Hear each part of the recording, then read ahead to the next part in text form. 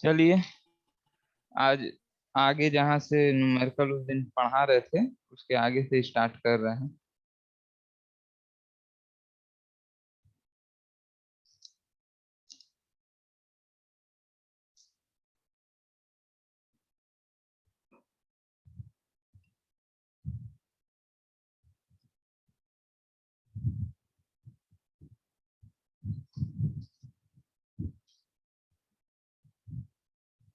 हम्म। एक क्वेश्चन है, देखिए। कह रहा है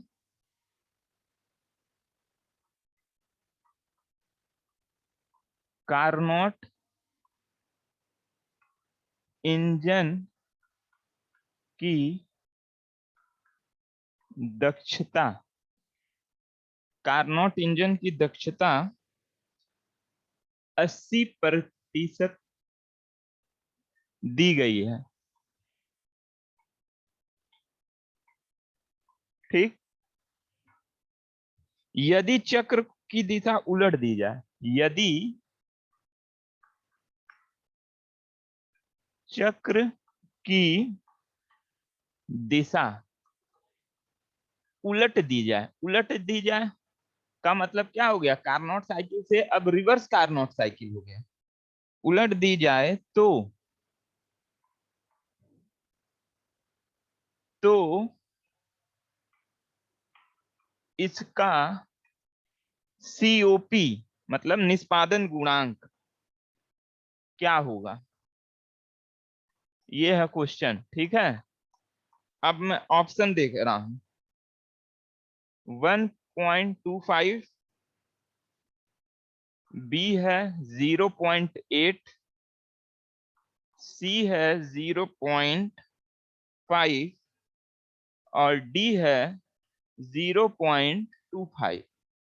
ये चार ऑप्शन दिए हुए हैं, ए बी सी डी। बताइए तो जरा इसको लगा के। बहुत आसान क्वेश्चन है ये वाला, एकदम फॉर्मूले पे है। बताइए, देखिए कितना आ रहा है लोगों का, उस पे रिप्लाई कीजिए। क्या नाम है, चैट बॉक्स में।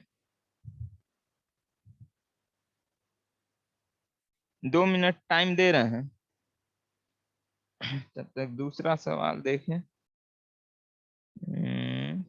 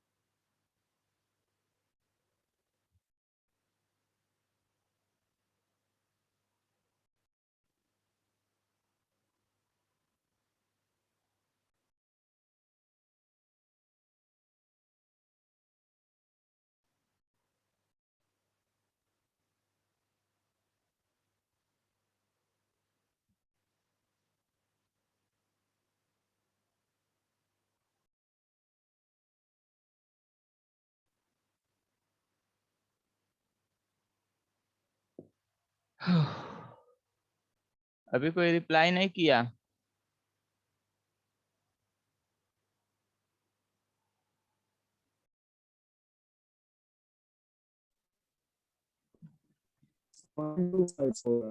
क्वेश्चन सही से दिख नहीं रहा है।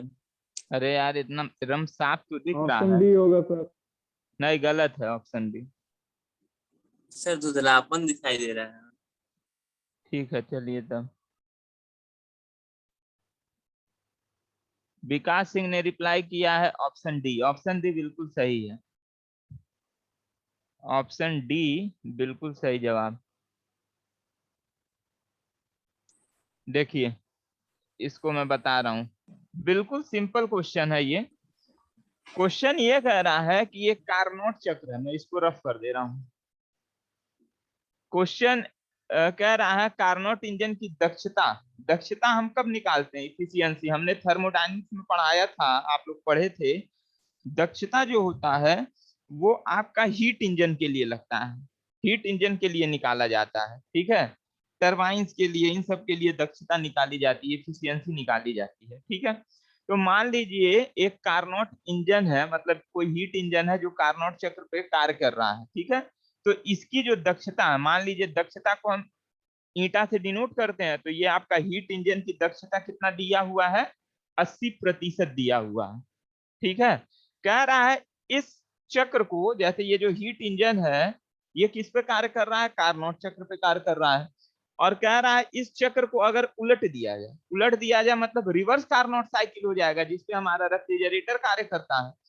तो रिवर्स कार्नोट साइकिल पे उसका सीओपी निकालिए।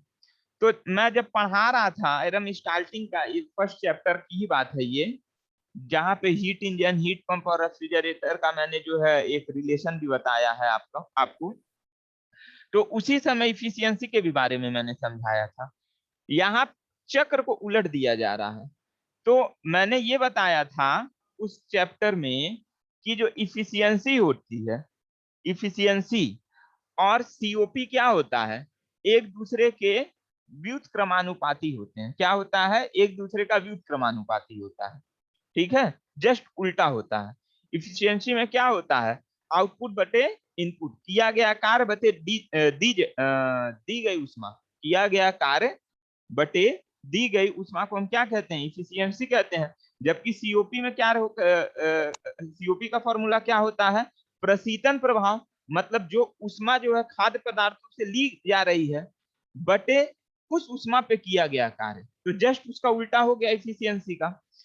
तो यहाँ पे जो इफिशियंसी ऑफ सीओपी है, जो efficiency of efficiency of heat engine, ठीक है, ये आपका हो जाएगा सीओपी ऑफ हीट पंप के व्युत्क्रमानुपाती हो जाएगा। अब ये वाला जो है चार्ट, जो मैंने फिगर इस तरीके का बना के आप लोग को समझाया था, यहाँ हीट इंजन ले लीजिए, फिर एक बार हीट पंप ले लीजिए, ठीक है। ये उसी पे है, ये हीट पंप है। हीट इंजन का काम क्या होता है? मान लो ये T1 है, T2 है, ये हाई टेम्परेचर है, TH ले लो, और ये TH ले लो, TL ले लो। हाई टेम्परेचर से लो टेम्परेचर में क्या हो रहा है? उष्मा का, हाई टेम्परेचर से लो टेम्परेचर पे उष्मा आ रही है। मान लो ये उष्मा Q1 है, यहाँ उष्मा Q2 है, बीच में कार्य किया जा रहा है हीट इंजन के द्वारा, ठीक है। जबकि हीट पंप में क्या होता है? मान लीजिए ये आपका लो टेम्परेचर है, ये हाई टेम्परेचर है। हीट इंजन में लो टेम्परेचर से उष्मा ली जा रही है, यहाँ निकाली जा रही है, और इस लो टेम्परेचर के लिए कार्य किया जा रहा है। जस्ट इसका जो है उल्टा प्रोसेस ये हो गया, ठीक है। तो ये व्युत्क्रमानुपाती होगा, ठीक। हीट पंप के लिए हम सीओपी निकालते हैं, ये तो पहले ही से क्लियर है। तो हमने क्या किया, हीट इंजन की जो इफिशियंसी है वो किसके बराबर हो गई? हीट पंप के निष्पादन गुणांक सीओपी के बराबर हो गई। तो अब यहां से हम इस फॉर्मूले को ऐसे लिख सकते हैं कि सीओपी ऑफ हीट पंप, भाई इसको इधर लेते आओ और इसको इधर लेते जाओ, ये किसके बराबर होगा? इफिशियंसी ऑफ हीट इंजन के बराबर होगा। और हीट इंजन की इफिशियंसी कितनी दी हुई है? 80% दिया हुआ है, दिया हुआ है ना 80%। तो 80% को जब हम सॉल्व करेंगे तो 80/100 आ जाएगा, आ जाएगा। एक जीरो से एक जीरो कट गया,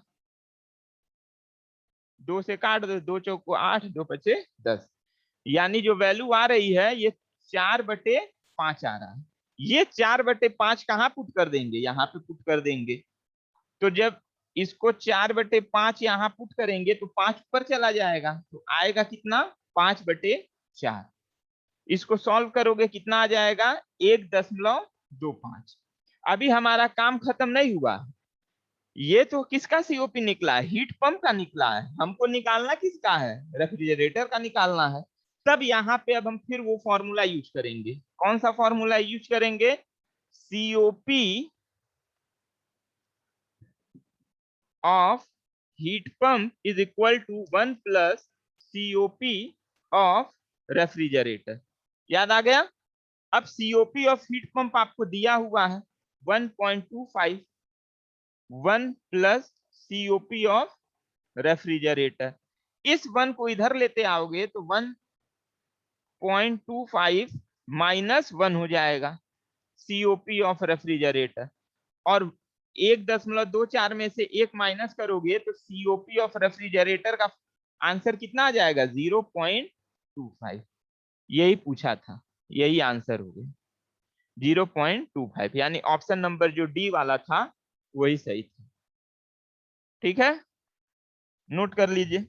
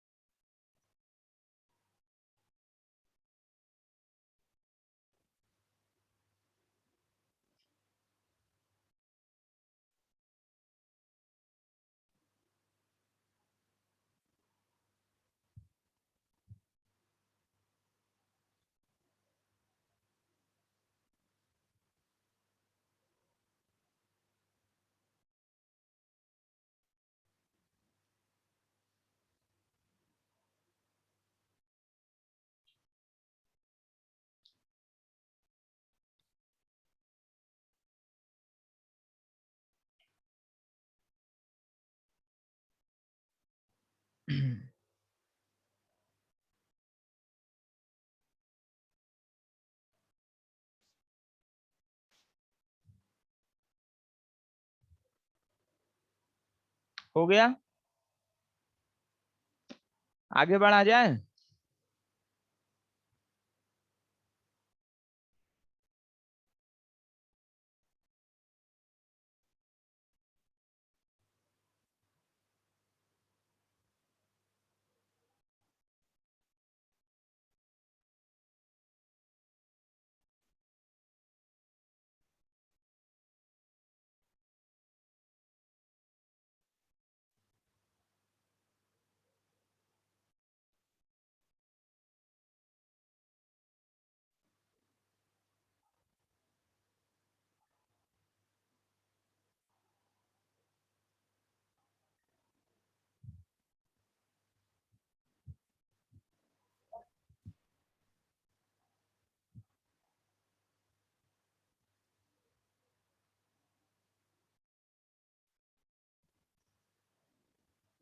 चलिए, अब एक दूसरा क्वेश्चन है।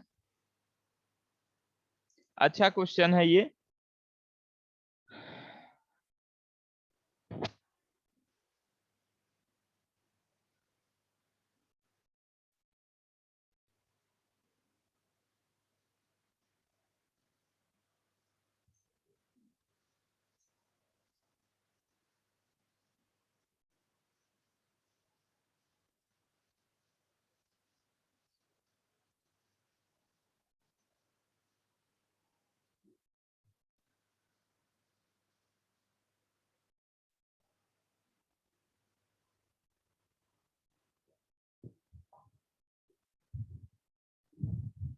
एक क्वेश्चन है,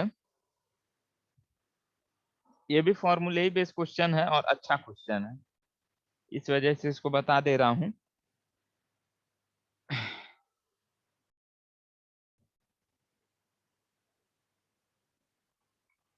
दो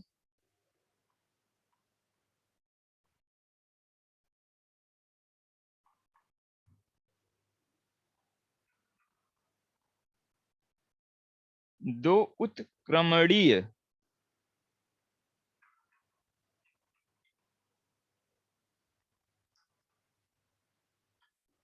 प्रशीतक श्रेणी क्रम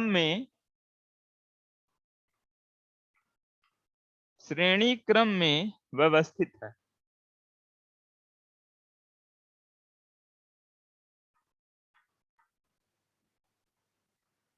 व्यवस्थित है, ठीक है। इनका सीओपी क्रमशः 4 तथा 5 है।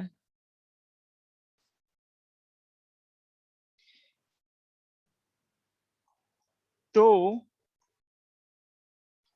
संयुक्त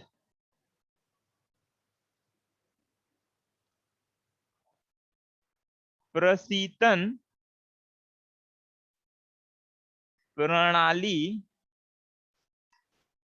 का सीओपी बताएं।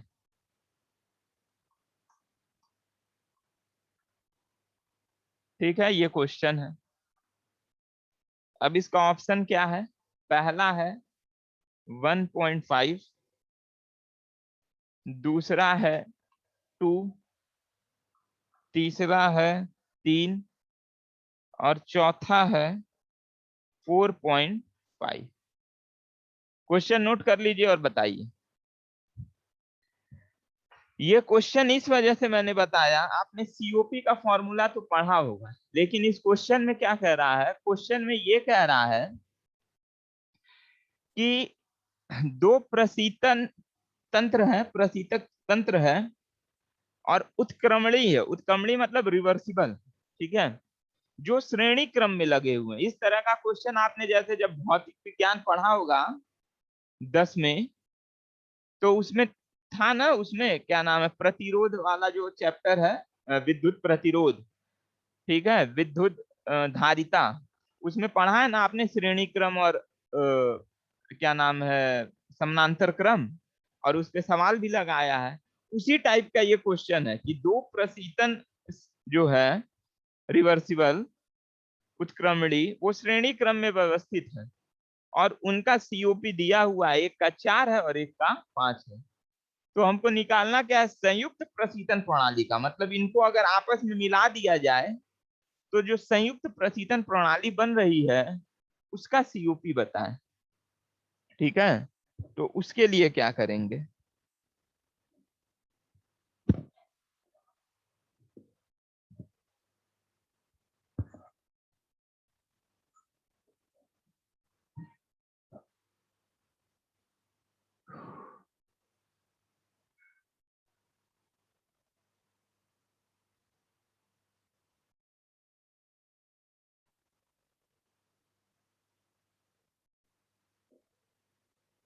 बताइए कितना।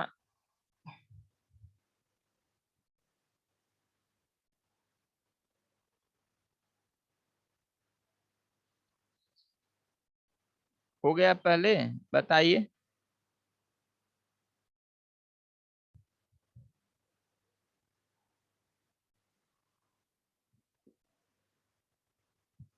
कोई बताया है? इसका ऑप्शन डी बताया है अंकित चौरसिया ने, 4.5 सर। ये विपिन तिवारी ने नहीं भाई, दोनों गलत है, 4.5 नहीं होगा।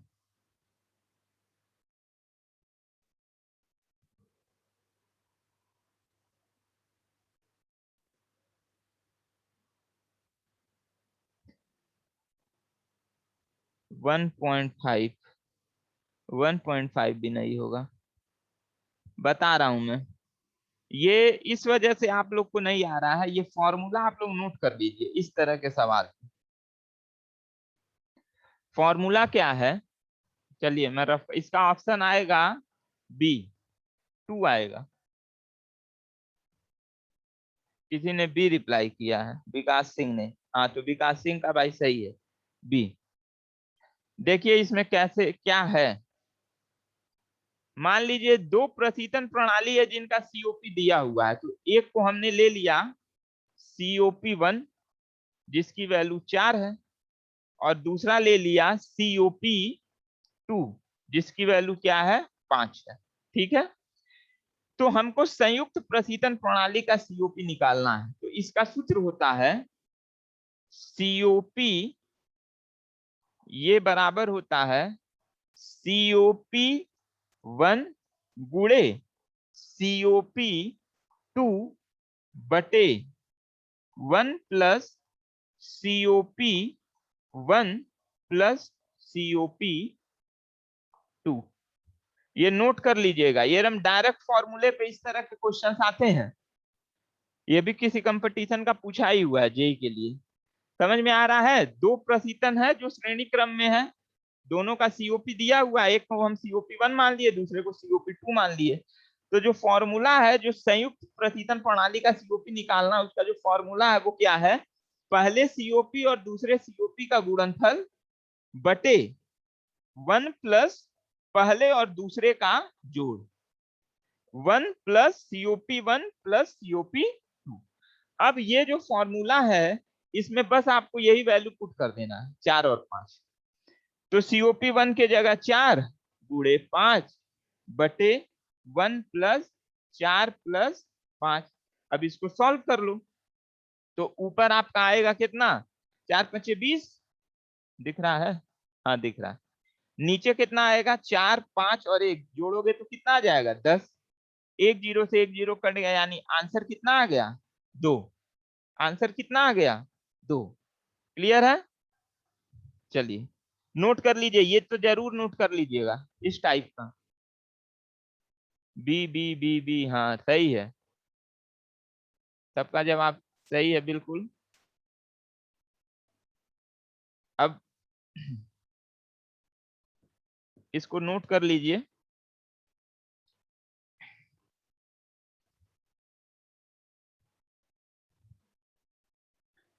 क्वेश्चन बहुत सारे हैं, पीडीएफ में आप देख ही रहे होंगे, वही चीज मैं पढ़ा रहा हूँ, क्वेश्चन देख देख के जो फॉर्मूले बेस है और इम्पोर्टेंट है, उसी में से मैं छांट छांट के पढ़ा रहा हूँ। ठीक है,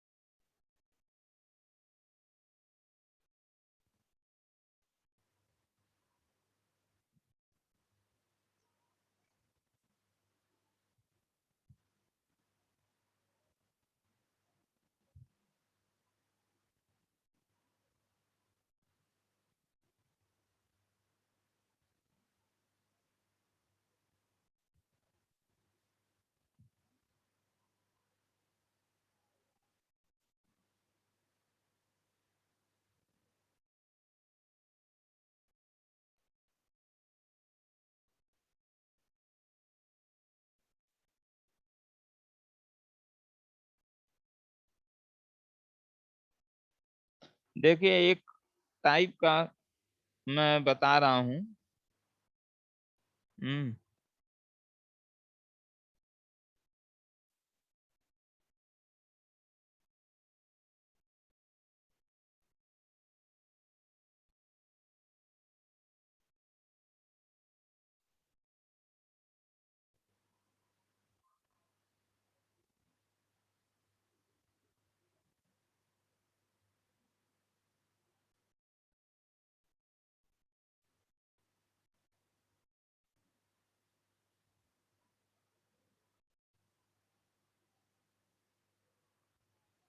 इसको देख लीजिए, एक बात थोड़ा सा रिवीजन भी आपका हो जाएगा, इसी वजह से इसको बता रहा हूँ।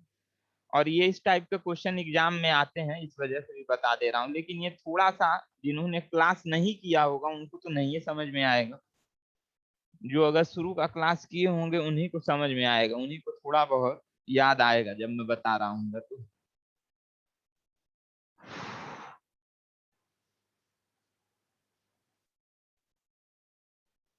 मैं सारे टाइप जो भी इम्पोर्टेंट मुझे लग रहा है मैं सब बता दे रहा हूँ।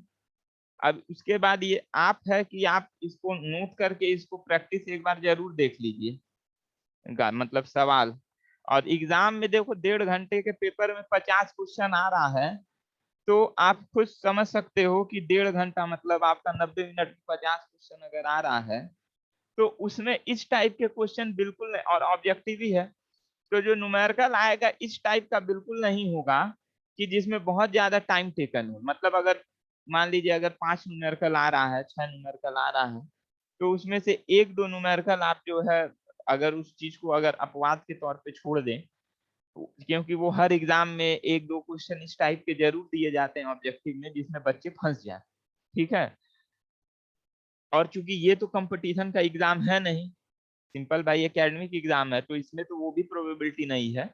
लेकिन फिर भी अगर हम मान के चल रहे हैं 1-2 क्वेश्चन अगर इस टाइप का आ भी जा रहा है कॉम्प्लिकेटेड वाला, तो उसको स्किप करके बाकी अगर 5-6 क्वेश्चन में से अगर आप 3-4 क्वेश्चन कर ले रहे हैं तो बहुत बड़ी उपलब्धि हो जाएगी, ठीक है। तो इस क्वेश्चन को देखो, क्वेश्चन ये है,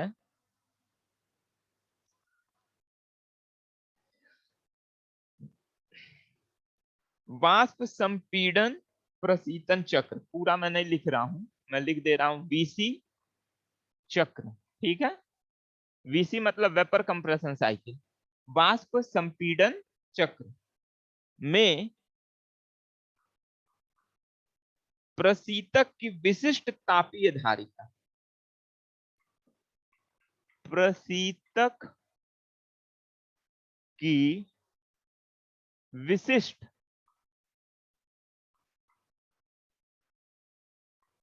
तापीय धारिता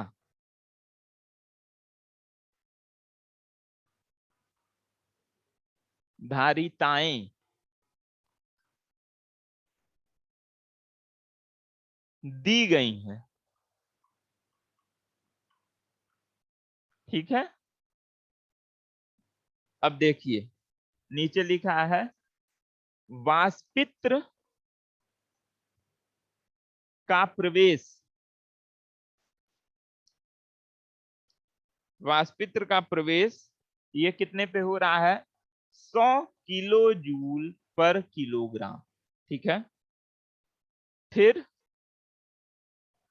वाष्पित्र का निकास कितने पे हो रहा है, ये हो रहा है 1200 किलो जूल पर किलोग्राम, ठीक है। और फिर दिया है कंडेंसर संघनित्र का प्रवेश द्वार, प्रवेश द्वार क्या प्रवेश, 1300 किलो जूल पर किलोग्राम। आपको निकालना क्या है, सीओपी बताएं, सीओपी बताएं, मतलब निष्पादन गुणांक इसका बताएं, नोट कर लीजिएगा। ऑप्शन इसमें क्या है, 11, 10, 10.56, 9.24 और डी जो है 12। इसको नोट कर लीजिए, जल्दी से बता दें नहीं तो टाइम ओवर हो जाएगा, छूट जाएगा। नोट कर लीजिए, ऑप्शन भले नोट मत कीजिएगा लेकिन सवाल जरूर नोट कर लीजिए। इस क्वेश्चन में देखो क्या है, विशिष्ट चक्र में प्रशीतन की विशिष्ट तापीय धारिताएं, मतलब यहाँ पे एंथैल्पी की बात बोली जा रही है, दी गई है। जैसे वाष्पित्र का प्रवेश इतने पे हो रहा है, वाष्पित्र का निकास इतने पे हो रहा है, ठीक है। कंडेंसर का प्रवेश 1300 किलो जूल पर किलोग्राम पे हो रहा है। ये सब क्या है, इंथैल्पी है। तो आप सीओपी निकालिए। चलिए अब इधर देखिए, ये मैं रफ कर दे रहा हूं, क्वेश्चन आप लोग नोट कर लीजिएगा जरूर से। आपने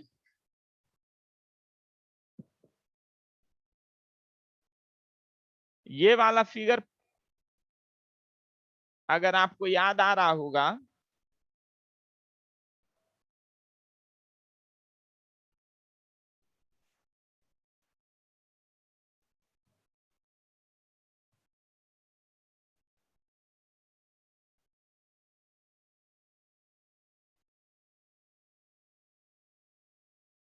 कुछ याद आ रहा है?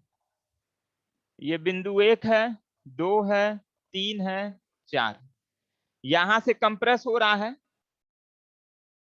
कंडेंस हो रहा है यहाँ पे, और फिर प्रवेश उसमें अवरोधक वाल में जा रहा है, फिर यहाँ से वाष्पित्र हो जा रहा है, मतलब वाष्पीकृत हो जा रहा है वाष्पित्र में जाके।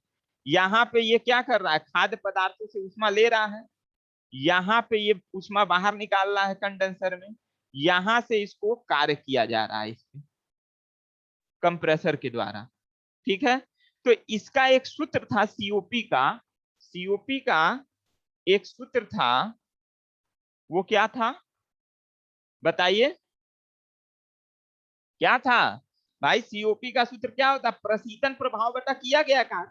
प्रशीतन प्रभाव क्या हो रहा है, H1 minus H4, H1 minus H4 बटा किया गया कार्य। कार्य किस पे किया जा रहा है, इस पे किया जा रहा है, तो H2 माइनस H1, यही ना था H2 फॉर्मूला, minus H1। यही था फॉर्मूला।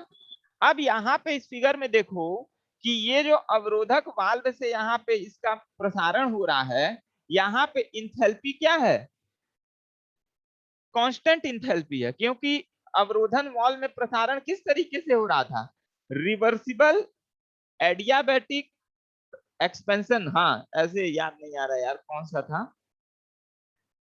जिसमें इंथैल्पी रिवर्सिबल एडियाबैटिक, रुक जाओ,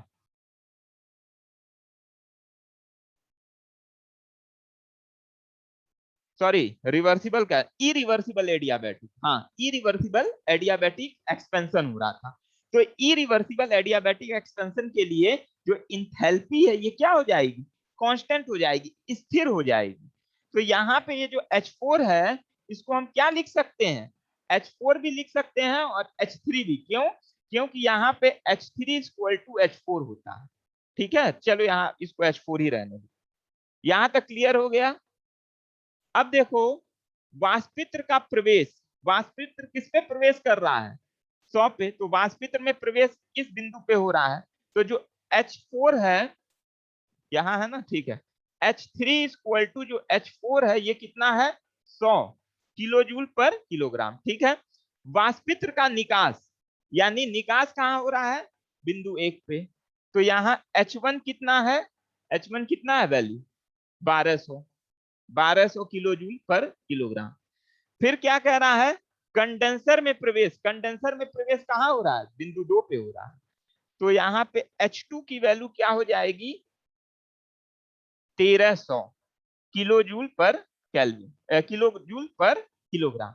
अब यही जो वैल्यू है यहाँ पुट कर दीजिए, यही वैल्यू, अब इसको मैं रफ कर दे रहा हूं, जो क्लास नहीं किया होगा उसको तो ये नहीं समझ में आया होगा सवाल, जो क्लास किया होगा उसको समझ में आ गया होगा। H1 की वैल्यू कितना है 1200 माइनस H4 की वैल्यू 100 बटे H2 की वैल्यू 1300 माइनस H1 की वैल्यू 1200, सॉल्व कर दो। तो यहाँ 1200 में से 100 गया, 1100 बचा, 1300 में से 1200 गया, 100 बचा, 2 जीरो से 2 जीरो कट गया, यानी यहाँ पे आंसर कितना आ रहा है 11। 11 आंसर आ रहा है इसका, यानी ऑप्शन कौन सा सही होगा? पहला ऑप्शन सही होगा। सीओपी जो आ रहा है कितना आ रहा है? 11 आ रहा है, पहला ऑप्शन इसका सही था। नोट कर लीजिए, इंपॉर्टेंट सवाल है ये। इस तरह के क्वेश्चन बहुत आते हैं एग्जाम में। स्क्रीनशॉट भेज दीजिएगा। प्रियांशु है ना? हाँ ठीक है, प्रियांशु है। स्क्रीनशॉट भेज देना प्रियांशु। नोट कर लीजिए, अब टाइम ओवर ही होने वाला है 1 मिनट है। ठीक है,